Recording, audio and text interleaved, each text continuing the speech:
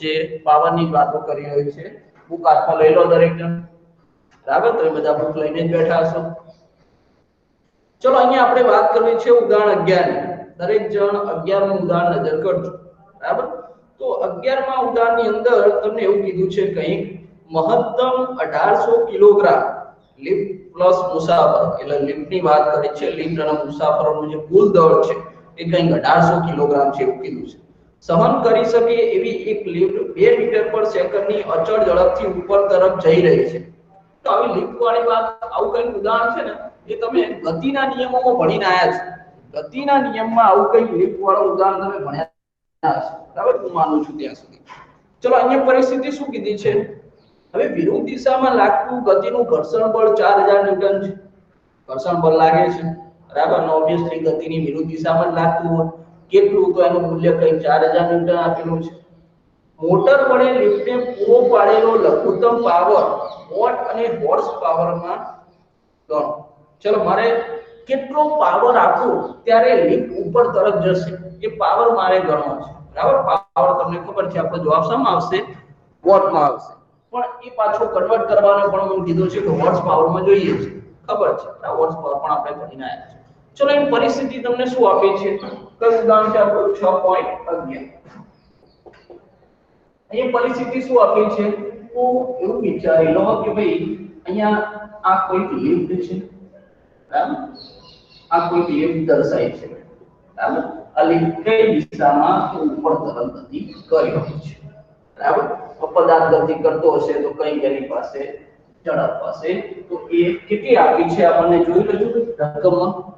Lift 2 metre પર સેકન્ડની અચળ ઝડપથી ઉપર તરફ જઈ રહી છે. મને એની ઝડપ 2 મીટર પર સેકન્ડ આપી છે.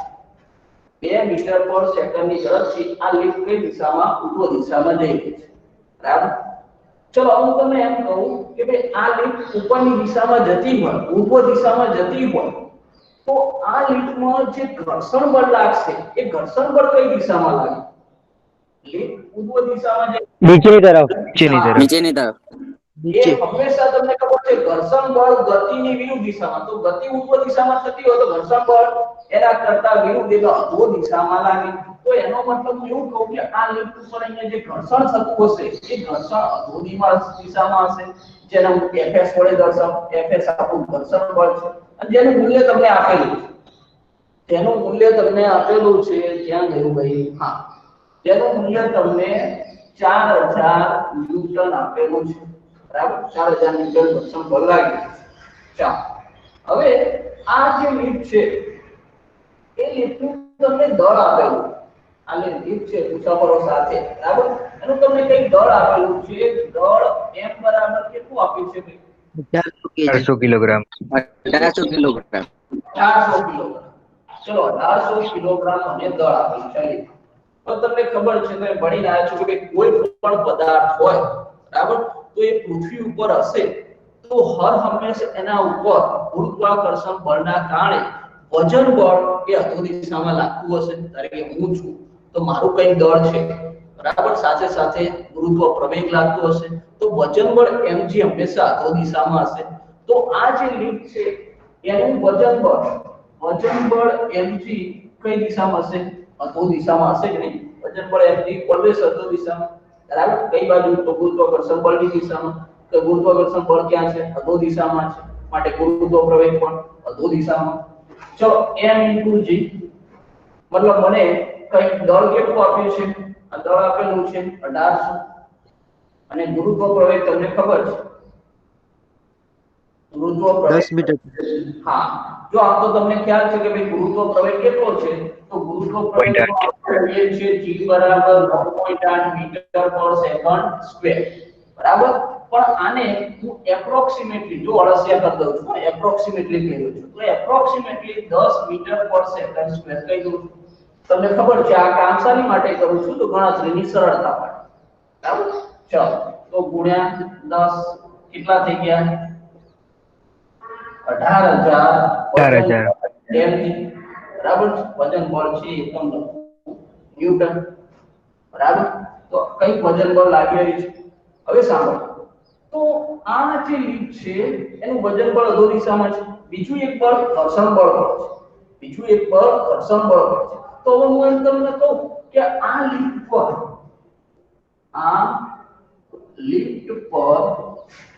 અધો દિશામાં લાગતું કુલ બળ, ચલો અધો દિશામાં લાગતું કુલ બળ, તો જો અહીંયા અધો દિશામાં બે બળો લાગી રહ્યા છે. બે બળો કયા? તો એક તો વજન બળ mg અને બીજું ઘર્ષણ બળ fs. બરાબર, ઘર્ષણ બળ પણ લાગી રહ્યું છે, વજન બળ, બંને બળની દિશા કઈ છે? અધો દિશા છે કે નહીં? તો આ બંને બળો અધો દિશામાં લાગી રહ્યા છે. mg કેટલું છે મારી પાસે? તો કે ભાઈ 18000 પ્લસ fs કેટલું છે? તો કે 4000. કેટલા થયા? 22000 એકમ શું લખું? ન્યૂટન. બરાબર, દિશા પણ દર્શાવી અધો દિશા. બરાબર, તો એનો મતલબ આ જે લીડ છે અધો દિશામાં પરિણામી બળ, હવે પરિણામી બળ બોલું છું કેમ કે એક કરતા વધુ બળો છે, વજન બળ છે, ઘર્ષણ બળ છે, તો પરિણામી બળ કંઈક 22000 ન્યૂટન લાગ્યું. બરાબર, મારે શું કરવું છે? લિફ્ટ જો ઉપર તરફ ગતિ કરી રહી છે, કેટલી ઝડપથી? 2 મીટર પર સેકન્ડ. તો ઉપર તરફ ગતિ કરતી, આનો મતલબ મેં કંઈક મોટર દ્વારા આને પાવર આપ્યો અને એ પાવર થી આ ઉભો દિશામાં ગતિ થઈ. મોટર દ્વારા કંઈક તમે પાવર આપો છો, એ પાવર દ્વારા ઉભો દિશામાં ગતિ થઈ રહી છે. તો હવે ઉભો દિશામાં ગતિ કરવા માટે તમે કેટલો પાવર આપો છો? જો તમને શું લખ્યું છે છેલ્લે? મોટર વડે લિફ્ટને પૂરો પાડેલો લઘુત્તમ પાવર. હવે મોટર દ્વારા તમે કંઈક પાવર પૂરો પાડી રહ્યા છો. હું એમ કહું છું કે ભાઈ મોટર દ્વારા લિફ્ટને પૂરો પાડે લઘુત્તમ પાવર. ચલો, કેટલો પાવર તમે પૂરો પાડ્યો છે? તો જો પાવર નું મેં તમને એક સૂત્ર કીધું હતું કે પાવર બરાબર કાર્ય ભાગ્યા સમય. પાવર એટલે શું થાય? તો કાર્ય ભાગ્યા સમય થાય. પણ મને અહીંયા ક્યાંય કાર્યની વાત નથી કરી, બળની વાત થઈ છે. બરાબર ને, બળની વાત કરે છે. તો પાવરનું એક બીજું સૂત્ર મને ખબર છે કે P બરાબર FV. લખી શકું, આપણે સાબિત કર્યું કાલે. પાવર P બરાબર F * V, કે ભાઈ F બળ સદિશ રાશિ, એક સદિશ રાશિ, બે સદિશ રાશિનો અદિશ ગુણાકાર પાવર નામની અદિશ ભૌતિક રાશિ આપે છે. આવી આપણે વાત કરી. જો F આવ્યું તો તમારે અધો દિશામાં કેટલું? 22000 ન્યૂટન બળ લાગી રહ્યું છે. તો ઉભો દિશામાં આટલું તો લગાડવું પડશે, લઘુત્તમ. તો લઘુત્તમ આટલું બળ તમારે લગાડવું પડશે. તો બળ તમે લગાડી રહ્યા છો 22000. ઝડપ કેટલી છે ભાઈ? 2 મીટર પ્રતિ સેકન્ડ. 2 મીટર પર સેકન્ડ. ચલો, કેટલા થયા? 44000. પાવર છે, પાવરનો એકમ શું લખું? વોટ. તો આટલો પાવર જોઈએ. મોટર દ્વારા આ લિફ્ટને કેટલો પાવર પૂરો પાડ્યો કે ઉભો દિશામાં ગતિ કરે? ઓલરેડી અધો દિશામાં આટલા બળ લાગી રહ્યા છે. બરાબર, તો ઉભો દિશામાં કંઈક બળ લગાડો કે જેના કારણે ગતિ કરે, તો આટલો પાવર પૂરો પાડે મોટર દ્વારા, માટે આ ગતિ થઈ. બરાબર છે. ચલો, પાવર તો મળી ગયો, પણ આપણે હજુ પ્રશ્નમાં થોડો વધારો કરેલો છે, જોઈ લો. શું વધારો કર્યો છે? હોર્સ પાવર માં કન્વર્ટ કરવાના. ચલો, એનો મતલબ તમને હોર્સ પાવર, બરાબર, અને આપણો જે વોટ છે એના વચ્ચેનો સંબંધ. 1 હોર્સ પાવર બરાબર 746 વોટ. 746 વોટ. 746 વોટ. ભાઈ આ કન્વર્ટર ખબર હોવી જોઈએ. બરાબર, જે પ્રમાણે મેં આગળ ક્યાંક વાત કરી હતી, ઊર્જાના એકમ યાદ કરું, ઇલેક્ટ્રોન વોલ્ટ. ઇલેક્ટ્રોન વોલ્ટને જૂલમાં ફેરવવો હોય, ઇલેક્ટ્રોન વોલ્ટને જૂલમાં ફેરવવો હોય, 1 ઇલેક્ટ્રોન વોલ્ટ બરાબર ખાલી જગ્યા જૂલ. કેટલા થતા હતા? 1.36 ગુણ્યા 10 ની -19. 1.6 ગુણ્યા 10 ની ભાઈ આ બધા એકમો કન્વર્ટ ખબર હોવી જોઈએ. ઇલેક્ટ્રોન વોલ્ટ પણ ઊર્જાનો એકમ, જૂલ પણ ઊર્જાનો એકમ. આ ખબર હશે તો તમે એકમ કન્વર્ટ કરી શકો. હોર્સ પાવરના વોટ કેટલા થાય ખબર હોય તો કન્વર્ટ કરી શકે, નહીં તો થોડા કરી શકવાના. ચલો, અહીં ઉલટું લખું છું કે ભાઈ 746 વોટ બરાબર 1 હોર્સ પાવર. તો મારે કેટલા વોટ છે કે ભાઈ 44000 વોટ બરાબર કેટલા હોર્સ પાવર થશે 83 મૂકી દીધું ચલો શું લખું 44000 ભાગ્યા 746 કઈ જવાબ મળી રહેશે 0.98 198 કેટલો મળે છે 0.98 ના આવે 58 સર હા 58 મળે છે તો 0.98 કોણ બોલ્યું ચલો 58 હોર્સ પાવર બરાબર 58 હોર્સ પાવર અથવા 58 પોઈન્ટ સમથિંગ આવે છે 58 પોઈન્ટ સમથિંગ આવે છે 58.98 58.98 58.98 58.98 આવે છે ઓકે 58.98 વોટ્સ પાવર બરાબર તમે આ જવાબ લખો તો પણ ઓકે અને તમારી બુકની અંદર આ એપ્રોક્સિમેટલી કરી અળસિયા કરી જો પેલું 9.8 10 કરી દીધું હતું તો અહીંયા શું કરવું 59 વોટ્સ પાવર આ ઉપર લખી શકો બરાબર બાકી ત્યાં સુધી લખો તો પણ વાંધો નથી બરાબર એકદમ સરળ કક્ષાનો દાખલો હતો બરાબર નોટ કરી લો ચલો સૂત્રો ખબર હોય એટલે પછી વાંધો ના એક સ્ક્રીનશોટ લઈ લો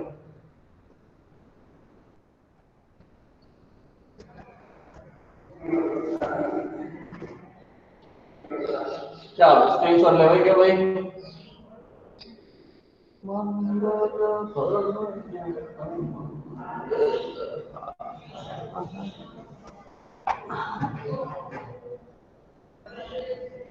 ઓકે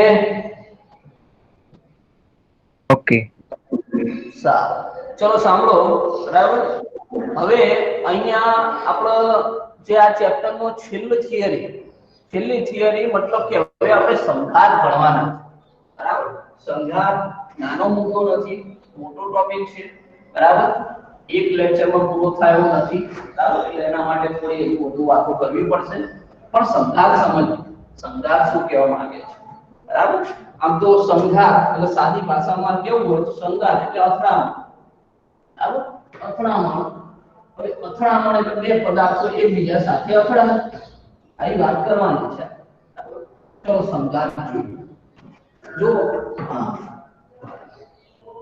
સંઘાતની મારે વાત કરે સંઘાત બરાબર સંઘાત શબ્દ ભારે લાગતો હોય તો સાદી ભાષામાં કહીએ તો અથડામણ બરાબર અથડામણની વાત કરવી છે ચલો શું અથડામણ છે બરાબર આપણે તો પેલા બે બળદો લડતા દેખ્યા છે બરાબર સારું ચલો અહીં મારે વાત કરવી છે કે કોઈ પણ બે પદાર્થો છે બે પદાર્થો એકબીજા સાથે અથડામણ અનુભવે છે સંઘાત અનુભવે છે તો જો નોર્મલી તો શું તમને એવું થાય કે બે પદાર્થો એટલે બે છોકરા દોડતા એને અથડાય બરાબર તો એ સંઘાત જ થયો અથડામણ જ થયું હવે વ્યવહારમાં અથડામણની વાત કરો અલગ છે ફિઝિક્સમાં તમે અથડામણની વાત કરો એટલે તમે શું કામ કરી રહ્યા છો કે સમજી લો હું એવું કહી રહ્યો છું બે વિદ્યાર્થીઓ દોડતા આવી રહ્યા છે બરાબર તો બંનેના વેગ કેટલા હતા અથડામણ થઈ પછી બંનેના વેગ કેટલા થયા તો આવી ભૌતિક રાશિ સંલગ્ન વાતો કરું તો ફિઝિક્સનો મારી માટે સંઘાત અથવા અથડામણનો મીનિંગ આવો છે એમની ભૌતિક રાશિ હું ચેક કરીશ બરાબર નોર્મલ વ્યવહારમાં તો આવી બધી અથડામણ થતી હોય તો અહીંયા આપણે પહેલા એક પરિમાણમાં વાત કરીશું પછી ઘટના દ્વિપરિમાણમાં પણ જોઈશું કે ભાઈ અથડામણ શું થઈ રહી છે તો સાદું ઉદાહરણ આપ્યું તો પેલું કેરમ બોર્ડ તમે કેરમ તો રમ્યા જશો તો પેલો સ્ટ્રાઇકર સાથે કુકડીની જે અથડામણ કરો છો તો એ પણ એક સંઘાત જ છે આપણો અને એ સંઘાત દરમિયાન મારે ભૌતિક રાશિ ચેક કરવી છે કે એમાં શું ફેરફાર થાય છે અને સંઘાત શીખવા માટે જે ગતિના નિયમો છે એ ગતિના નિયમમાં તમે એક વસ્તુ ભણીને આવ્યા છો શું ભણીને આવ્યા છો તો યાદ કરાવી દઉં વેગમાન સંરક્ષણનો નિયમ તમે વેગમાન સંરક્ષણનો નિયમ ભણીને આવ્યા છો અને વેગમાન સંરક્ષણનો નિયમ આપણે અહીંયા જરૂર પડશે બરાબર ચલો સંઘાતોની વાત કરું એટલે તમે સમજી ગયા છો કે હું કોઈ બે પદાર્થ લેવાનો છું અથડામણ કરવાનો છું કારણ કે સામે તું બેઠો છે અહીંયા હું બેઠો છું આ પદાર્થ મેં ફેંક્યો તારો પદાર્થ તું ફેંક બે પદાર્થ અથડાય આવી વાતો કરવાના છે બરાબર પણ એ અથડામણમાં કેટલી ભૌતિક રાશિ સંકળાયેલી છે કેટલી ભૌતિક રાશિ અચળ રહે છે આવી બધી વાતો આપણે કરવાના છે બરાબર ચલો હવે સંઘાતના પણ મેં પ્રકાર પાડ્યા છે. સંઘાતના પ્રકાર તો સંઘાતના મેં 3 પ્રકાર પાડ્યા છે. તો પહેલો સંઘાત છે સ્થિતિસ્થાપક સંઘાત. ઓકે અથડામણ પહેલો પ્રકાર છે સ્થિતિસ્થાપક સંઘાત. બરાબર. તો સ્થિતિસ્થાપક સંઘાતમાં શું થતું હશે? ચલો વ્યાખ્યા કરું છું. તો સ્થિતિસ્થાપક સંઘાત એટલે કે જે સંઘાતની અંદર આપણી એક ભૌતિક રાશિ વેગમાન, તમને ખબર છે વેગમાન યાદ કરાવો. ચલો વેગમાનને આપણે p વડે દર્શાવતા. વેગમાનને આપણે p વડે દર્શાવતા. ચલો વેગમાનનું સૂત્ર શું હતું? વેગમાન એટલે શું થાય? વેગમાન એટલે દળ ગુણ્યા વેગ. વેગમાન એટલે શું થાય? દળ ગુણ્યા વેગ થાય ને. જો તમને કીધું તો આગળ કે ભાઈ વેગમાન એ વેગ કરતા કંઈક વિશેષ માહિતી આપે છે. વેગમાન એક વેગ કરતા કંઈક વિશેષ માહિતી. નાના માટે પેલું ઉદાહરણ પણ આપી દઉં જો યાદ હોય કે સમજી લો કે તમારી સામે કોઈક સાયકલ છે, તમે રોડ ઉપર ઊભા છો, કોઈક સાયકલ એવું વિચારી લો કે 30 કિલોમીટર પર અવરની ઝડપથી તમારી તરફ આવી રહી છે. બરાબર. તો એ સાયકલ કઈ ઝડપ સાથે આવી રહી છે, સાયકલનું કઈ દળ છે. બરાબર. જેટલું વધારે ઉદાહરણ તરીકે સાયકલના દળની વાત કરીએ કે ભાઈ 30 કિલોગ્રામ જેટલું દળ છે. હવે ઉદાહરણ બદલી કરો કે સામેથી કોઈ કાર છે. બરાબર. હવે કારનું દળ વધી ગયું. કાર એટલે એવું વિચારો કે 1000 કિલોગ્રામ. તો એવડી ભારે કાર જે છે એ એટલી ઝડપથી 30 કિલોમીટર પર અવરની ઝડપથી મારી સમક્ષ આવી રહી છે.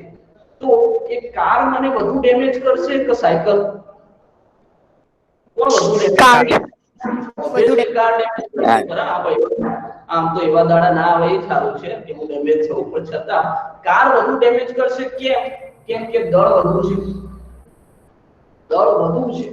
તો વેગ કરતા વેગમાન કંઈક વિશેષ માહિતી આપે છે. કેમ વિશેષ માહિતી? કેમ કે એમાં દળ એડ થાય છે. જો વેગ તો બંનેના સેમ હતા. સાયકલનો વેગ 30 હતો અને કારનો વેગ પણ 30 હતો. વેગ તો બંનેના એક જ હતા, પણ વેગમાનથી કંઈક વિશેષ માહિતી મળી જાય કેમ કે દળ એડ થાય છે. બરાબર.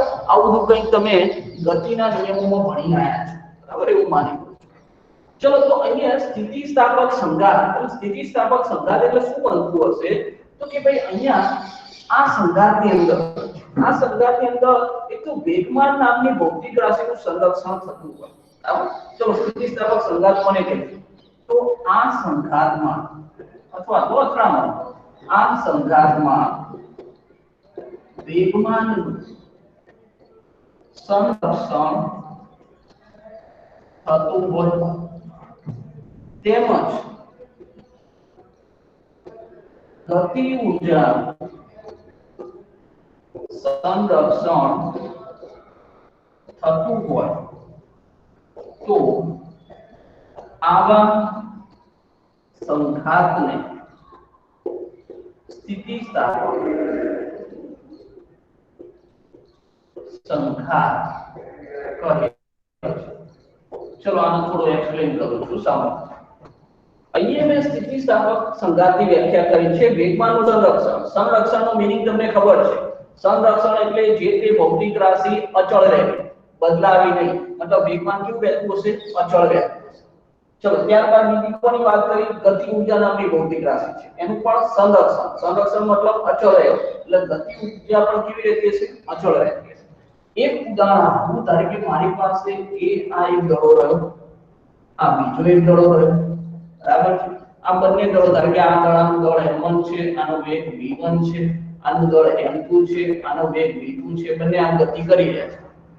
બરાબર. બંને ગતિ આ ફક્ત x અક્ષ ઉપર જ વાત કરું. બરાબર. એક પરિમાણ. તો આ પદાર્થ આની સાથે અથડાય. શરૂઆતમાં બંને કઈક વેગ સાથે ગતિ કરે છે, બંનેના દળ અલગ છે. હવે આની સાથે અથડાય. હવે અથડામણ પછી બંનેના શું થાય? તો બંનેના જે દળ છે એ દળમાં તો કોઈ ફેરફાર થવાનો નથી. કદાચ એના વેગ બદલાઈ જાય. એના જે વેગ છે તો અથડામણ પછી એના વેગમાં કઈ ફેરફાર થાય. આ પદાર્થ છે એ આ બંને પદાર્થ શું થાય? તો આ m1 અને m2 અથડામણ થયા એટલે હવે છૂટા પડશે. ગમે તે દિશામાં ફેંકાય, વેગ એના બદલાશે. બરાબર. તો અહીંયા આ પરિસ્થિતિ શું થતું હશે કે ભાઈ આ અથડામણ પહેલાની પરિસ્થિતિ, આ અથડામણ બાદની પરિસ્થિતિ. તો અથડામણ પહેલા અને અથડામણ બાદ વેગમાન કેવું રહે? અચળ રહે. બરાબર. ઉદાહરણ આલું. બે કાર છે, રસ્તામાં તમે જોઈ રહ્યા છો કે બે કારનો એક્સિડન્ટ થઈ રહ્યો છે રોડ ઉપર. તો આ બંને કાર આવી, બંને કારનું કઈ દળ હશે, બંને કારની કઈ ઝડપ હશે, અથડામણ થઈ. તો શરૂઆતમાં બંનેનું વેગમાન બરાબર, પછી અથડામણ થયા પછીનું વેગમાન ફેરફાર થાય ને, વેગ બદલાય તો વેગમાન બદલાય. તો જો અહીંયા શરૂઆતમાં જે વેગમાન હતું અંતમાં પણ એટલું વેગમાન રહે તો વેગમાનનું શું થયું કહેવાય? સંરક્ષણ થયું. તો સ્થિતિસ્થાપક સંઘાત એટલે આપણે એવું કહી રહ્યા છો કે જે અથડામણ થતી હશે એમાં વેગમાન બદલાતું નહીં હોય બરાબર, પણ વેગમાન તંત્રનું અલગ અલગ પદાર્થો પાછું વેગમાન અલગ હોય, આનું અલગ હોય, આનું અલગ હોય, પણ આ બે ભેગું થઈને જે તંત્ર બન્યું એનું જે કુલ વેગમાન છે અને અથડામણ થઈ પછીનાનું જે કુલ વેગમાન છે એ કેવું? તો એ અચળ રહે. સમજાય છે શું કહી રહ્યું? સાથે સાથે ગતિ ઊર્જા. હવે અહીંયા તમને ખબર છે દળ છે, વેગ છે, આની કઈ ગતિ ઊર્જા હશે, આની કઈ ગતિ ઊર્જા હશે. અથડામણ થશે તો ગતિ ઊર્જા, વેગ બદલાશે તો ગતિ ઊર્જા પણ બદલાશે. તો ગતિ ઊર્જા શરૂઆતની અને અંતની કેવી રહે? અચળ રહે. તો પછી ગતિ ઊર્જાનું પણ કેવું? તો સંરક્ષણ થાય. તો સ્થિતિસ્થાપક સંઘાત એટલે એવો સંઘાત છે કે જેમાં આ બંને ભૌતિક રાશિનું સંરક્ષણ થતું. બરાબર છે? આપણે હજુ આના કિસ્સા ચર્ચવાના છે, આગળ હજુ આવી ઘટનાઓ ઉદાહરણ સાથે વાત કરવાની છે. બરાબર, ઉદાહરણ સાથે આગળ જોઈશું. ચલો, કયા કિસ્સામાં? તો સંરક્ષિત બળોમાં આ વસ્તુ જોવા મળે છે. સંરક્ષિત ક્ષેત્ર હોય એની અંદર સ્થિતિસ્થાપક સંઘાત જોવા મળે છે. ચલો બીજો, અસ્થિતિસ્થાપક સંઘાત. ચલો, અસ્થિતિસ્થાપક સંઘાત એટલે તમને એવું લાગશે કે આના કરતા કંઈ વિપરીત વાત હશે, આના કરતા કંઈ વિપરીત વાત છે. તો અસ્થિતિસ્થાપક સંઘાતમાં શું થાય છે? તો સાંભળો, અહીંયા પણ વેગમાન નામની ભૌતિક રાશિનું તો સંરક્ષણ થાય જ છે. તો શું લખવું કે ભાઈ આ સંઘાતમાં વેગમાન સંરક્ષણ થતું હોય તો ગતિ ઊર્જાનું સંરક્ષણ ન થતું હોય તો આવા સંઘાતને, આવો જે સંઘાત છે એને આપણે શું કહીશું? અસ્થિતિસ્થાપક સંઘાત કહે છે.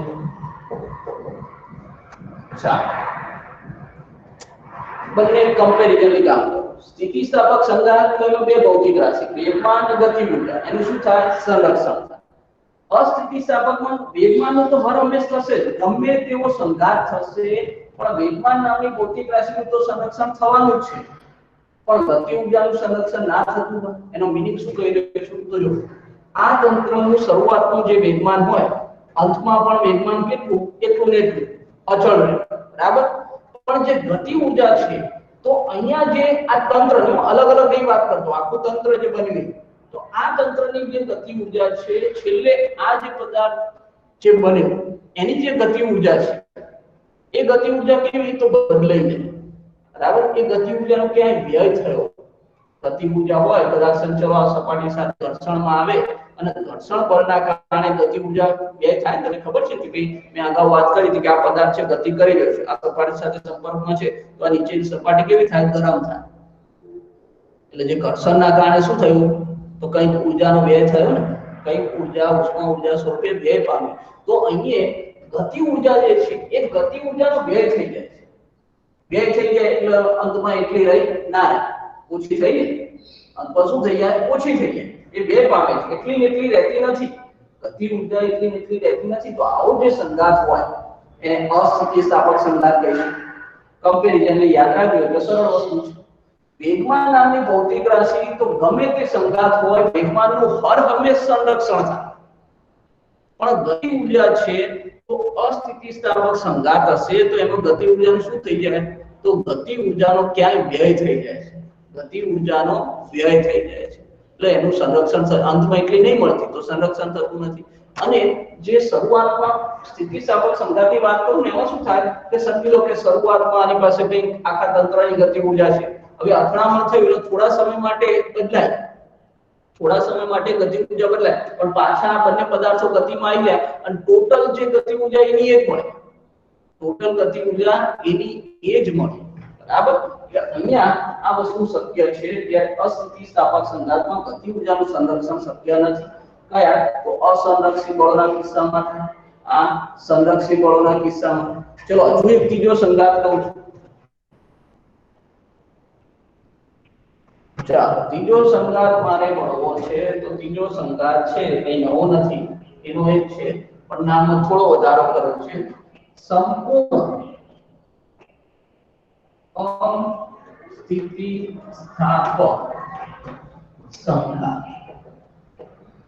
તો સંપૂર્ણ અસ્થિતિસ્થાપક સંઘાતમાં શું થાય? સંપૂર્ણ અસ્થિતિસ્થાપક સંઘાતમાં શું થતું છે? તો જો અસ્થિતિસ્થાપક છે એટલે આ વસ્તુ તો આવતું જ હશે ને. પાછળ શું છે આટલું શબ્દ કાઢ દો તો અસ્થિતિસ્થાપક સંઘાત કરો એટલે અસ્થિતિસ્થાપક સંઘાતની કન્ડિશન તો ફોલો થતી જશે, પછી સંપૂર્ણમાં કઈ વધારો થતો હોય. ચલો જોઈએ. તો અહીંયા મેં શું કીધું છે કે આ સંઘાતમાં વેગમાનનું તો બધે સંરક્ષણ થાય, વેગમાનનું તો બધે સંરક્ષણ થાય પણ ગતિ ઊર્જાનું સંરક્ષણ નહીં થતું. એ તો ફાઇનલ છે. આમાં પણ ગતિ ઊર્જાનું સંરક્ષણ નહીં થતું. પણ અહીંયા ગતિ ઊર્જાનું ક્યાં પદાર્થની આંતરિક ઊર્જામાં રૂપાંતરણ થઈ જાય છે. ગતિ ઊર્જામાં વ્યય થયો ને, વ્યય થયો, ઘટાડો થયો, તો એ ઘટાડો ક્યાંક ને ક્યાંક બીજી ઊર્જામાં રૂપાંતર પામ્યો હશે ને. સંપૂર્ણ અસ્થિતિસ્થાપક છે, સંપૂર્ણ છે એટલે જેટલી વ્યય પામી એ ક્યાંક કન્વર્ટ થઈ હશે, તો એ કન્વર્ટ પદાર્થની આંતરિક ઊર્જામાં કન્વર્ટ થઈ જાય. ચલો શું લખીશું વ્યાખ્યા કે ભાઈ આ સંઘાતમાં વેગમાનનું સંરક્ષણ થાય છે પરંતુ ગતિ ઊર્જાનું સંપૂર્ણ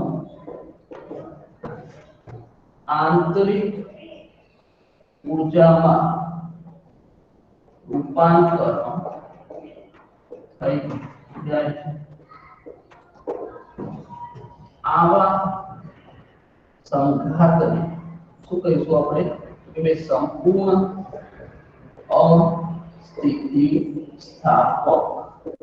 સંઘાત. ચલો સંપૂર્ણ અસ્થિતિસ્થાપક સંઘાત ત્રણે ત્રણ કમ્પેરિઝન યાદ રાખવાના. પહેલી વાત કરું સ્થિતિસ્થાપક સંઘાત, તો સ્થિતિસ્થાપક સંઘાતમાં આપણે બે ભૌતિક રાશિ વેગમાન અને ગતિ ઊર્જાનું સંરક્ષણ થાય. અસ્થિતિસ્થાપકમાં વેગમાનનું તો થાય પણ ગતિ ઊર્જાનું સંરક્ષણ થાય નહીં. એટલે શરૂઆતમાં જેટલી ગતિ ઊર્જા હતી અંતમાં એટલી ગતિ ઊર્જા મળશે નહીં. ચલો સંપૂર્ણ સ્થિતિસ્થાપક સંઘાત, તો જે ગતિ ઊર્જા સંરક્ષણ નથી થયું એટલી નથી મળી તો ક્યાં ગઈ? તો આંતરિક ઊર્જામાં રૂપાંતર પામી, બરાબર ને? સંપૂર્ણ રૂપાંતર પામી માટે સંપૂર્ણ સ્થિતિસ્થાપક સંઘાત. અને અહીંયા આ ત્રણ કિસ્સા અથવા ગમે તે ઘટના બનતી હોય, આ તો સંઘાતની વાત કરી, સંઘાત સિવાય ગમે તે ઘટના બનતી હોય હંમેશા ઊર્જાનું સંરક્ષણ જોવા મળે. યાદ રાખો. તો અહીંયા આ ત્રણે ત્રણ સંઘાત હોય, આ ત્રણે ત્રણ સંઘાતની અંદર કોમન વાત કઈ? તો કોમન વાત એક તો વેગમાનનું સંરક્ષણ થાય, બીજી કઈ ભૌતિક રાશિને ઉમેરી ઊર્જા એક સ્વરૂપમાંથી બીજા સ્વરૂપમાં રૂપાંતર થાય પણ ઊર્જા મળી તો રહે ને, સ્વરૂપમાંથી બીજા સ્વરૂપમાં રૂપાંતર થઈ કન્વર્ટ થઈ પણ ટોટલ જથ્થો તો અચળ રહે, એ જથ્થામાં કોઈ ફેરફાર થશે નહીં. તો ચલો સ્થિતિસ્થાપક સંઘાત, અસ્થિતિસ્થાપક, સંપૂર્ણ અસ્થિતિસ્થાપક સંઘાત ત્રણેય માટે એવું કે ત્રણેય માટે કઈ ભૌતિક રાશિ અચળ રહે છે? વેગમાન વેગમાન અને ઊર્જા. વેગમાન અને ઊર્જા. કેમ કે તમને ખબર છે ભાઈ મેં આગળ ઊર્જા સંરક્ષણનો નિયમ ભણાવ્યો હતો. ઊર્જા સંરક્ષણનો નિયમ તો એ તો આખા વિશ્વમાં વ્યાપક છે ને, એ કેવો છે? સાર્વત્રિક છે. એ તો બધે લાગુ પડે, બધે જ લાગુ પડે ને. ક્યાંય પણ ઊર્જાનો નાશ શક્ય છે? ઊર્જા કદી મરે ના મરે. આ ઊર્જા તો શું થાય? કન્વર્ટ થાય. તો આ ત્રણે ત્રણ સંઘાતની અંદર તમને એમ પૂછે કે કઈ બે ભૌતિક રાશિનું સંરક્ષણ થાય છે? તો એક તો વેગમાન અને બીજી ઊર્જા. हाँ પછી ગતિ ઊર્જાનો પ્રશ્ન આવે કે ગતિ ઊર્જા કઈ તો સ્થિતિસ્થાપકમાં ગતિ ઊર્જાનું સંરક્ષણ થાય અસ્થિતિસ્થાપકમાં ના થાય સંપૂર્ણમાં શું છે તો જે ગતિ ઊર્જાનું સંરક્ષણ નહીં થયું એટલી ને એટલી મળી નહીં તો ક્યાં ગઈ તો જ્યાં રખડવા જતી એ કહી દીધું કે ભાઈ એ બે પામી છે બે પામી કયા સ્વરૂપમાં તો આંતરિક ઊર્જાના સ્વરૂપમાં બરાબર છે ચલો ખ્યાલ આવી ગયો છે મુદ્દાની અંદર એક સ્ક્રીનશોટ લઈ લો હવે આપણે આ સંઘાતો એક પરિમાણ અને દ્વિપરિમાણમાં સમજવાના છે બરાબર આપણી થિયરી હજુ હવે ચાલુ થાય છે આ તો ખાલી સંઘાત સમજ્યા ચાલો ઓકે ઓકે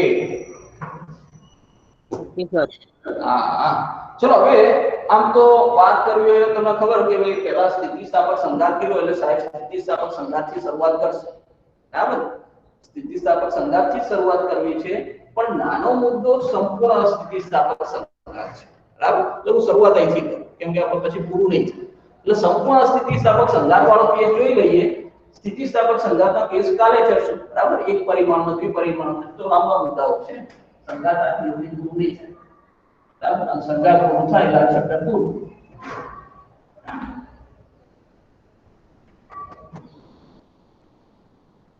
ચાલો હવે સંપૂર્ણ અસ્થિતિસ્થાપક સંઘાત માટે એક ઉદાહરણ વિચારો એક કેસ વિચારો બરાબર તમને વ્યાખ્યા તો ખબર છે બરાબર શું પરિસ્થિતિ થાય છે હવે એવું એક કેસ વિચારું છું ઉદાહરણ વિચારું છું જ્યાં સંપૂર્ણ અસ્થિતિસ્થાપક સંઘાત બનતો છે ઉદાહરણ લઉં છું હું એવું કહું છું કે હું એક બંદૂક લઈને બેઠો છું બરાબર અને બંદૂકમાંથી ગોળી છોડું છું બરાબર દિવાળી નજીક આવે છે આવી ગતિવિધિમાં મજા આવે ને ચલો આ એક ગોળી છોડ ગોળી કઈ ઝડપ સાથે આગળ વધી એની ઝડપને નામ આપું છું v1 બરાબર v1 ઝડપથી આગળ વધી રહી છે એનું જે દળ છે એને નામ આપું m1 બરાબર ચલો હવે અહીંયા આ કઈ ઝડપ સાથે આગળ વધી રહી છે બીજું એક કામ કરું છું અહીંયા એક બ્લોક મૂકું છું બરાબર તમે શૂટિંગમાં જોયું હોય કે બધા પ્રેક્ટિસ કરતા હોય બધું લઈ સામે પેલું શું હોય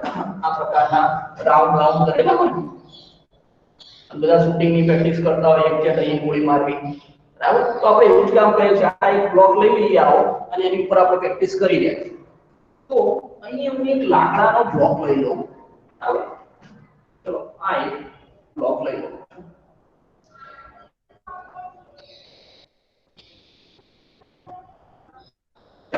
આ એક બ્લોક લીધું આ બ્લોકનું દળ m2 છે કેટલું છે ખબર નથી ખાલી નામકરણ આપી દઉં m કેટલું દળ છે ગમે તેટલું કોઈ શકે તો આ m2 દળ છે અને આનો જે વેગ છે બરાબર એના વેગને v2 કહી દઉં આના વેગને v2 કહી દઉં પણ હાલ પૂરતી એવી કન્ડિશનનો આ સ્થિર જ છે એ ગતિ કરતું નથી અને ગતિ કરતું ના હોય તો v2 વેગ કેટલો થાય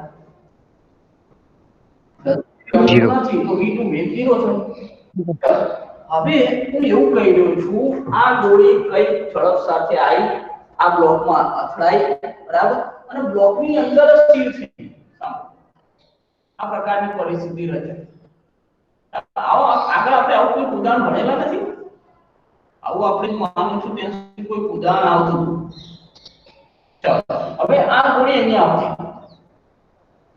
અંદર ગોળી અંદર આવતી અને હવે એવું કહી દઉં છું સાંભળો શરૂઆતની કન્ડિશન એટલે એમ કહું છું સંઘાત પહેલાની સ્થિતિ સંઘાત પહેલા મારી પાસે બે પદાર્થો છે એક તો અને એક આ બ્લોક બરાબર બ્લોક સ્થિર છે ગોળી ગતિમાં છે હવે અહીંયા શું થયું સંઘાત થયો અથડામણ થઈ ગોળી બ્લોક સાથે અથડાય એટલે આ પરિસ્થિતિ કઈ છે તો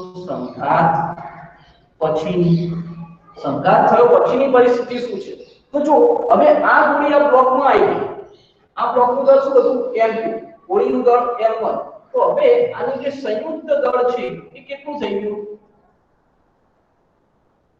બરાબર સંયુક્ત દળ બે ભેગું થઈ ગયું તો m1 + m2 જેટલું દળ થઈ ગયું હવે અહીંયા આ શરૂઆતની પરિસ્થિતિ છે તો શરૂઆતની પરિસ્થિતિને આપણે I વડે દર્શાવીએ તમને ખબર શરૂઆતની સ્થિતિનું I વડે ઇનિશિયલ અને છેલ્લી સ્થિતિને શું કહેવાય અંતિમ સ્થિતિ ફાઇનલ એટલે f વડે દર્શાવો. તો અહીંયા જે વેગ છે ને એને vi1 કહ્યું, આ વેગને vi2 કહ્યું. આ પ્રારંભિક પરિસ્થિતિ સંઘાત પહેલાની છે ને i વડે દર્શાવો અને સંઘાત પછીની પરિસ્થિતિ હોય એને શાના વડે દર્શાવો f વડે દર્શાવો. તો હવે આનો જે વેગ છે એને હું શાના વડે દર્શાવું છું vf. બરાબર, આમ તો vf1 અને vf2 લખું પણ બંને ભેગું જ થઈ ગયું એક સંયુક્ત તંત્ર ગતિ કરી રહ્યું છે એટલે એનો વેગ vf. આ પરિસ્થિતિ લઈ ચલો જોઈ લઈએ.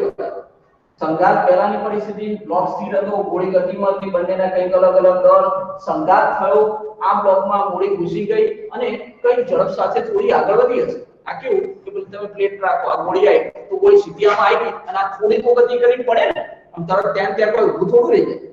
હા, લાકડાનો બ્લોક બહુ હેવી લીધો હોય તો અંદર ગોળી ખૂપી જાય એવું બને, પણ આપણે પટલો છે એવું સમજી લો. તો એ આ અથડાય અને એની સાથે એ બ્લોકને લઈને થોડી ગતિ કરી પડી તો થોડી ગતિ કરી તો કઈ વેગ તો હોય ને. ચાલો હવે સંઘાત થતો હોય, કોઈ પણ સંઘાત થતો હોય કઈ ભૌતિક રાશિનું સંરક્ષણ થાય તો હું એવું કહું કે ભાઈ વેગમાનનું સંરક્ષણ તો થશે. બરાબર, તો વેગમાન સંરક્ષણ પર ચલો વેગમાન સંરક્ષણ મને એવું કહે છે કે શરૂઆતમાં જે વેગમાન હોય એટલું ને એટલું કેટલું તો અંતમાં વેગમાન હોય. બરાબર, જેટલું શરૂઆતમાં વેગમાન હોય એટલું ને એટલું ક્યાં અંતમાં વેગમાન હોય. તો ચલો શરૂઆતનું વેગમાન કેટલું, આનું વેગમાન કેટલું તો આનું વેગમાન m1 vi1 લખું. વેગમાન એટલે દળ ગુણ્યા વેગ વેગમાન થયું. હવે આનું વેગમાન તો પ્લસ m2 vi2 લખું. આનું વેગમાન આ શરૂઆતની કન્ડિશનનું ટોટલ વેગમાન છે. શરૂઆતની જે પરિસ્થિતિ છે સંઘાત પહેલાની એનું કુલ વેગમાન આટલું થયું. એ કોના બરાબર થવું જોઈએ અંતિમ વેગમાન. તો હવે આનું અંતિમ વેગમાન કેટલું, આનું અંતિમ વેગમાન તો દર ગુણ્યા વેગ, દર કેટલું તો m1 f2 અને વેગ કેટલો vf. બરાબર, આ તો બંને ભેગું થઈ ગયું. આ તો ચલો એ કન્ડિશન એવી આવી કે ભેગું થઈ ગયું. ક્યાં ભેગું ના પણ થતું હોય, ક્યાં ભેગું ના થતું અથડાય અને અલગ અલગ ગતિ કરતા હોય તો તમારે અલગ અલગ લેવું પડશે. ચલો તો અહીંયા મારી પાસે v2 આ જે vi2 છે, vi2 શું છે 0 છે એટલે આ પદ શું થઈ જશે, આ પદ શું થશે શૂન્ય. બરાબર m1 m2 vf. જો હું એમ કહું કે vf ને સૂત્રનો કરતા બનાવો તો vf ને સૂત્રનો કરતા બનાવો જોજો. vf બરાબર શું થશે m1 ભાગ્યા m1 m2 vi1. ચલો ઓકે છે, સમજી ગયા. vf એટલે અંતિમ ઝડપ, સંઘાત પછીની ઝડપ. તો સંઘાત પછીની ઝડપ કઈ કાકી મળે m1 ભાગ્યા m1 m2 અને vi1 એટલે શરૂઆતમાં જે આ બુલેટનો વેગ છે. બરાબર, ચલો હવે તમને ખબર છે કે ભાઈ સંપૂર્ણ અસ્થિતિસ્થાપક સંઘાત હોય એટલે શું થયું હોય વેગમાનનું સંરક્ષણ તો થયું. બરાબર, એટલે વેગમાન સંરક્ષણ ઉપરથી આપણે vf મેળવ્યું. હવે બીજું શું થાય છે તો ગતિ ઊર્જાનો વ્યય થાય છે.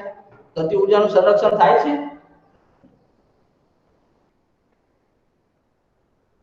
સંપૂર્ણ અસ્થિતિસ્થાપક સંઘાતમાં ગતિ ઊર્જાનું સંરક્ષણ થાય છે ભાઈ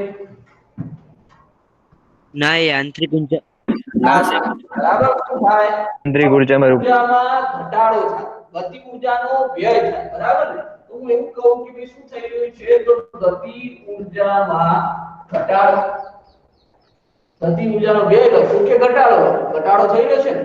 હવે ઘટાડો હોય વધારો હોય કે ફેરફાર હોય તો એના આપણે શાના વડે દર્શાવીએ ડેલ્ટા કે વડે દર્શાવીએ કે ડેલ્ટા કે એટલે શું તો ગતિ ઊર્જાનો ફેરફાર. ફેરફાર એટલે શું કહેવાય તો વધારો હોઈ શકે ને ઘટાડો હોઈ શકે. ફેરફાર એટલે શું તો વધારો ઘટાડો બંને, પણ મેં શું દર્શાવ્યું છે ઘટાડો. હવે ઘટાડો દર્શાવ્યો છે તો શરૂઆતમાં જે ગતિ ઊર્જા હતી બરાબર અહીં સંઘાત પહેલાની ગતિ ઊર્જા ઓછા સંઘાત બાદની ગતિ ઊર્જા. આ શું થાય ગતિ ઉર્જામાં ઘટાડો, ઘટાડો થયો એટલે મારે શું કરવું? આમ તો તમને ખબર ફેરફાર તમે શું લખો? અંતિમ ગતિ ઉર્જા ઓછા પ્રારંભિક ગતિ ઉર્જા, આવું લખો કે નહીં ફેરફાર માટે? પણ મેં ઘટાડો જ કીધો એટલે તમે સમજી ગયા કે મૂલ્ય ઋણ આવશે, તો ઋણ બચાવવા માટે મેં થઈને ઘટાડો શબ્દ વાપર્યો એટલે પહેલા સંઘાત પહેલાની લખીને પછી બાદની લખી. ચલો સંઘાત પહેલાની ગતિ ઉર્જા એટલે આની ગતિ ઉર્જા. હવે આની ગતિ ઉર્જા કેટલી? તો જો બંનેની અલગ અલગ ગતિ ઉર્જા કરીએ વેલકમ સરજી. ચલો આની ગતિ ઉર્જા કરીએ. ગતિ ઉર્જા શું છે? તો 1/2 અંગળ m1 વેગ કેટલો છે? તો vi1 આખાનો વર્ગ પ્લસ સંઘાત પહેલાની એક આપણ આવશે તો શું લખું? 1/2 m2 vi2 આખાનો વર્ગ. ચલો માઈનસ સંઘાત પછીની, તો સંઘાત પછીની ગતિ ઉર્જા કેટલી? હવે સંયુક્ત તંત્ર બની તો 1/2 દળ કેટલું? તો m1 m2 અને ઝડપ કેટલી? તો vf નો સ્ક્વેર થશે કે નહીં? બરાબર છે. ગતિ ઉર્જામાં ઘટાડો થઈ ગયો છે એટલે શરૂઆતમાં જે હતી એના કરતા શું થઈ જશે? ઓછી થઈ જશે. એટલે વધુમાંથી ઓછી બાદ કરી દઈએ તો મને આ ઘટાડો મળી જાય. સમજ્યા મેં શું કર્યું? ચલો હવે તમને ખબર છે vi2 શું છે? 0 છે. એટલે મારી પાસે અહીંયા વધવાનું શું છે? તો 1/2 m1 vi1 આખાનો વર્ગ અને માઈનસ શું થવાનું છે? તો 1/2 m1 m2 vf નો સ્ક્વેર થશે કે નહીં? ઓકે.